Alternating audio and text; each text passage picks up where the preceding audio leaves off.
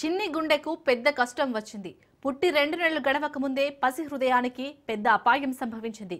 సిద్దిపేట జిల్లా హుస్నాబాద్లోని టీచర్స్ కాలనీలో అద్దెంట్లో నివాసం ఉంటున్న సంధ్య శ్రీనివాస్ దంపతులకు 2 సంతానం. వీరిలో కుమార్తెకు పెద్ద అపాయం వచ్చింది. కుమార్తె పుట్టిన 2 నెలల తర్వాత తీవ్ర జ్వరానికి గురైంది. వెంటనే ఆసుపత్రికి తీసుకెళ్లగా పరీక్షలు చేసిన వైద్యులు చిన్నారి గుండెకు రంధ్రం ఉందన్నారు. వెంటనే ఆపరేషన్ చేయాలని, ఆపరేషన్ కు 6 లక్షల వరకు ఖర్చవుతుందన్నారు. దీంతో తల్లిదండ్రులు దిక్కుతోచని స్థితిలో ఉన్నారు. ఆపన్న హస్తం కోసం ఎదురు చూస్తున్నారు.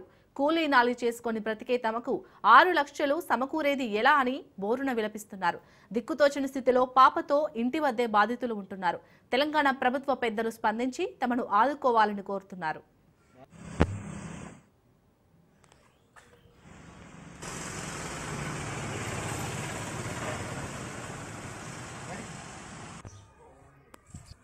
మాకు ఫస్ట్ బాబు, సెకండ్ పాపకు హాస్పిటల్ జ్వరం వచ్చిందని తీసుకెళ్తే పాపకు గుండె ఆపరేషన్ చేయాలన్నారు.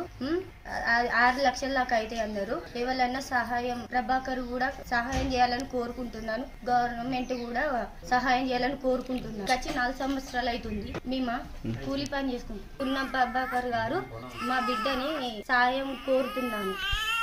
6 లక్షల దాకా అయితే అట, అందుకే కోరుతున్నాను.